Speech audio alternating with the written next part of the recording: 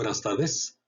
En este video voy a describir el experimento que realizaron Michelson y Morley para tratar de demostrar la existencia del éter.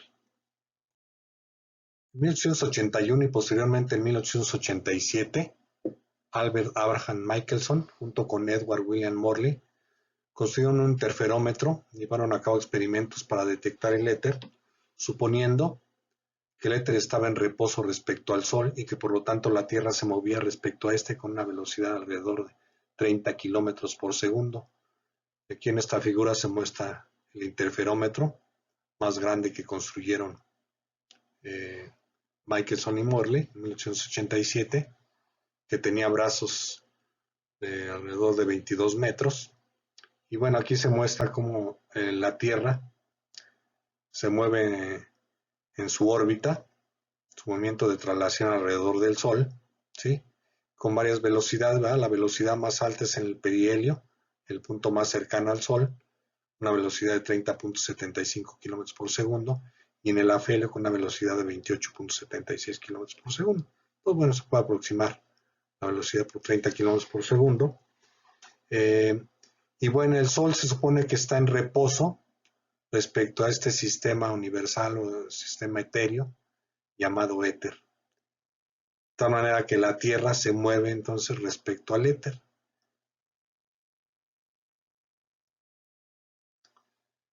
Bueno, entonces la velocidad del Sol con respecto al éter se supuso que era la misma en cualquier dirección y con una magnitud constante de 300.000 kilómetros por segundo. Fue lo primero que midieron. De acuerdo con las transformaciones de Galileo, entonces la velocidad de la luz del Sol con respecto a la Tierra debería cambiar dependiendo de la dirección en que viaja.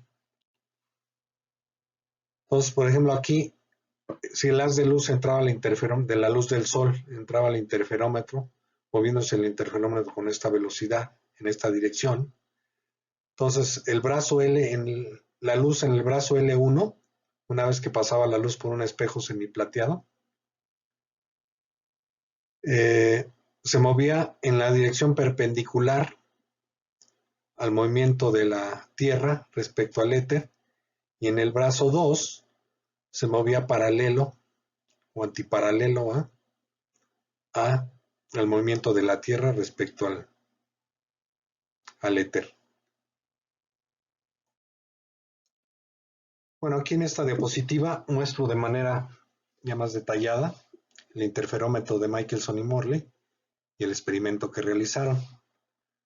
Como se muestra aquí, un haz de luz proveniente del Sol entra por un orificio que tiene esta pantalla del interferómetro e incide aquí en este punto intermedio sobre un espejo semiplateado que está a 45 grados respecto a la dirección de propagación de este haz de luz.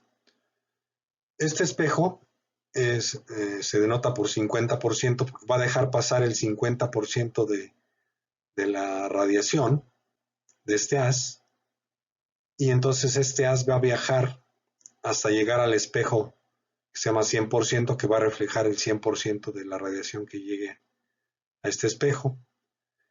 Si se fijan, este haz de luz entonces viaja perpendicular a la dirección de movimiento de la Tierra o del interferómetro, ¿verdad? Junto con la Tierra, aquí de ida y luego de regreso. Aquí se transmite el 50% y se refleja el 50%, de tal manera que aquí llega un cuarto de la intensidad del haz de luz a la pantalla donde se va a ver la interferencia que va a tener con el otro haz de luz que aquí se reflejó y se mueve el haz 2 en la misma dirección que la Tierra, ¿sí? Después se va a reflejar y el 100% de la radiación regresa a este punto, ¿sí? Viajando de manera antiparalela al movimiento de la Tierra respecto al Sol o respecto al éter, y después va a pasar aquí el 50%, de tal manera que llega otra vez aquí un cuarto de la intensidad del haz de luz a la pantalla. Entonces, básicamente de lo que se trataba, de lo que se trató el experimento, es ver si hay una diferencia de fase entre estos dos haces, que es lo que se esperaba, ¿no? Por los distintos tiempos de incidencia de ida y regreso de estos haces de luz, porque se mueven en direcciones distintas, y entonces lo que esperaban es una diferencia de fase. Entonces, a ver, el tiempo de viaje del haz paralelo, el 2, ¿verdad? Que es paralelo antiparalelo, es este. Primero, entonces, cuando viaja de aquí para acá, si el largo del brazo es L, el brazo L2, la velocidad con que viaja este haz es C menos B, ¿no? C es la velocidad del haz de luz respecto al éter, pero como el interferómetro se está moviendo respecto al éter en la misma dirección, se ve que lleva una velocidad C menos B. De regreso a, una vez que se refleja y regresa a este punto A para llegar después a la pantalla, la velocidad es C más B. Por lo tanto, entonces el tiempo aquí del haz de luz para ir de aquí para acá es L entre C menos B, más el tiempo de regreso es L C más B, ese sería el tiempo total, ¿sí?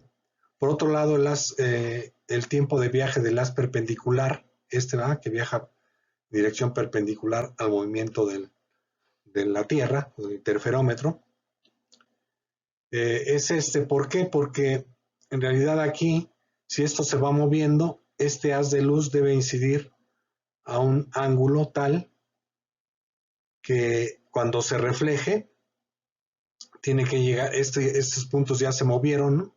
¿Sí? Y tiene que hacer este movimiento, esta trayectoria. Entonces, si recuerdan, la suposición era que el haz de luz en cualquier dirección se mueve a la velocidad c, de 3 por 10 a la 8 metros sobre segundo. Entonces, en esta dirección, la velocidad del haz sería la velocidad en esta dirección, que es por este triángulo rectángulo, sería la raíz cuadrada de la hipotenusa, c cuadrada menos este cateto, que es la velocidad de movimiento de la Tierra respecto al éter o respecto al Sol. Por eso me queda raíz cuadrada de c cuadrada menos b cuadrada, y de regreso pasa lo mismo, por lo tanto este tiempo es 2 veces este tiempo.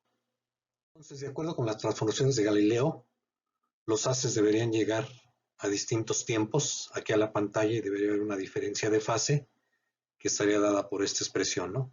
Donde omega es la frecuencia angular de los haces, que es la misma, ¿no? Para los dos, y por la diferencia de tiempo de llegada a la pantalla. Como ya vimos, está por esta expresión, este es el tiempo de viaje de las dos en la dirección paralela y antiparalela.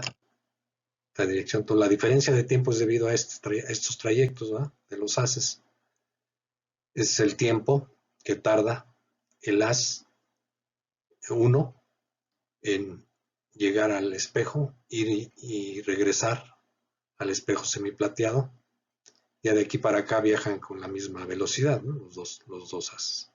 Bueno, haciendo álgebra, arreglando estos términos, vamos a llegar a esta expresión para la diferencia de fase. Por otro lado, dado que la frecuencia angular está relacionada con la velocidad de propagación de la luz en el espacio vacío y la longitud de onda por esta expresión, me queda esta ecuación para la diferencia de fase en términos de la longitud de onda, el largo de los brazos, que es cada uno de los brazos, que es el mismo, es L, la velocidad de la Tierra respecto al Sol o al éter y la velocidad de la luz en el espacio vacío. Ahora, dado que la velocidad de la Tierra es mucho menor que la velocidad de la luz en el espacio vacío, se puede hacer un desarrollo en series de Taylor de estos dos términos y finalmente se llega a esta expresión en donde se ve claramente que la diferencia de fase depende del largo de los brazos. Por eso Michelson lo que hizo, bueno, con Morley, fue hacer un interferómetro con el largo más grande posible de los brazos del interferómetro. Bueno, sustituyendo los valores, los parámetros, ¿no? Los valores de los parámetros, velocidad de la Tierra, velocidad de la luz, el largo de los brazos, poniendo una longitud de onda promedio en el visible de la luz del Sol. Si recuerdan, la luz del Sol tiene longitudes de onda que van desde 400 a 800 nanómetros. Entonces aquí ponemos una longitud de onda promedio de 600 nanómetros. Entonces esperaría una diferencia de fase de 2.3 radianes. Entonces, de acuerdo con la hipótesis de la existencia del éter y las transformaciones de Galileo, se esperaba una diferencia de fase pues que era fácilmente medible con el interferómetro de Michelson. El interferómetro tenía la resolución suficiente para poder registrar una diferencia de fase de 2.3 radianes, incluso menor, ¿sí? Sin embargo, experimentalmente lo que se encontró es que los dos haces llegaron en fase, ¿sí? No hubo ningún retraso entre los haces, y la diferencia de fase fue cero, y pues no tuvieron más que concluir que el éter no existía, ¿no? La inexistencia del éter. Bueno, con el propósito de mantener en pie el concepto del sistema del éter, Fitzgerald y Lorentz propusieron una hipótesis para explicar el resultado negativo del experimento de Michelson y Morley. Esta hipótesis, llamada contracción de Fitzgerald-Lorentz, afirmaba que todos los cuerpos sufren una contracción cuando se mueven en la misma dirección que el éter o en dirección opuesta, y que el movimiento perpendicular al movimiento del éter no ocurría dicha contracción. Entonces, denotando por L0 la longitud propia, es decir, medida en reposo respecto al interferómetro, la propuesta lo que ponía es que el brazo paralelo a la dirección de movimiento del interferómetro se contraía, y la contracción estaba dada por esta expresión. Esta cantidad, la raíz de 1 menos b cuadrado entre c cuadrado, es una cantidad menor que 1, por lo tanto el largo del brazo debía ser menor en la dirección paralela al movimiento, debía ser menor que la longitud en reposo.